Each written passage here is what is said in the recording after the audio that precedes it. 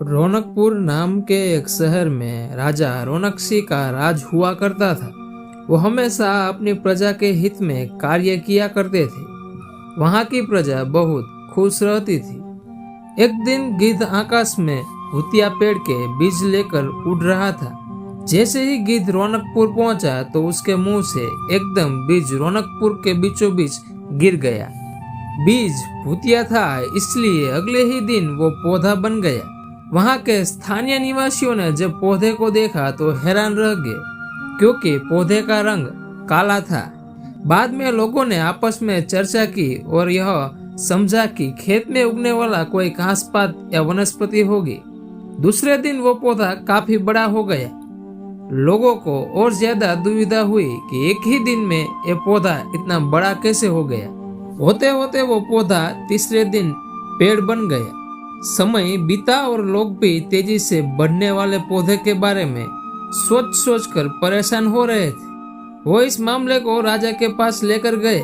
ऐसे जादुई पौधे का पता चलते ही राजा तुरंत उस जगह पर पहुंच गए। राजा को जैसे ही पता चला कि एक काले रंग का पौधा 3 दिन में पेड़ बना है, तो वो भी उस पेड़ को हैरानी से देखने लगे। राजा उस पेड़ के पास चौथे दिन पहुंचे थे और तब तक पेड़ और बड़ा हो चुका था। वो इतनी तेजी से फैला था कि किसी को यकीन ही नहीं हो रहा था। राजा समझ गए थे कि पेड़ का रंग काला है, इसमें जरूर कुछ जादू टोना होना चाहिए। इसी सोच के साथ राजा ने घोषणा कर दी कि जो भी इस पेड़ को खत्म करेगा उसे वो इनाम के तौर पर 1000 सोने के सिक्के देंगे। यही नहीं, राजा ने यहाँ तक कहा कि पेड़ को खत्म करने वाला व्यक्ति मेरी मृत्यु के बाद मेरी राजगद्दी पाने का हकदार भी बनेगा। इतनी बड़ी घोषणा सुनने के बाद हर कोई पेड़ खत्म करने के लिए अपना दिमाग लगाने लगा। राजा के सारे चतुर मंत्रियों ने भी तरकीब लगाई, लेकिन पेड़ को कोई भी नष्ट नहीं कर पाया। किसी ने पेड़ के आसपास आग लगवाई तो एक मंत्री ने उस भूतिया पेड़ को हाथियों तक से खिंचवाया, लेकिन पेड़ को कुछ भी न हुआ। अब लोगों के मन में डर बैठ गया और उन्हें लगा कि पक्का यह ऐसा वैसा नहीं बल्कि भूतिया पेड़ है। तभी उस गांव के एक समझदार व्यक्ति को राजा की घोषणा का पता लगा। जानकारी मिलते ही वह अपने गुरु के पास भूतिया पेड़ से जुड़े रहस्य को जानने के लिए पहुंच गया। गुरुजी ने अपनी ध्यान की शक्ति को एकत्र करके देखा और उससे पूछा, क्या तुम पेड़ को खत्म करना चाहते हो? समझदार व्यक्ति ने जवाब दिया, हाँ गुरुजी। सब उससे परेशान है। गुरुजी ने बताया कि उसे खत्म करने का एक ही तरीका है। इसके लिए तुम्हें उस पेड़ के आसपास नमक डालना होगा।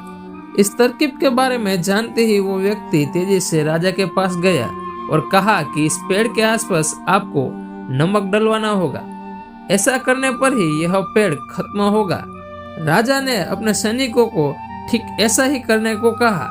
सैनिकों ने मिलकर पेड़ के चारों ओर खूब सारा नमक डाल दिया।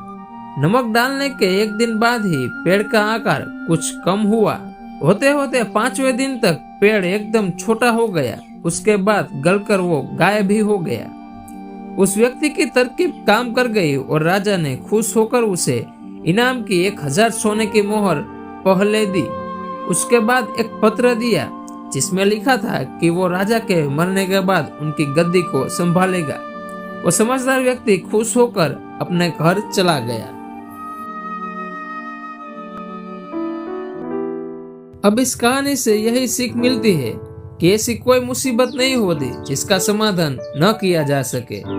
जरूरत है तो बस धैर्य और समझदारी की।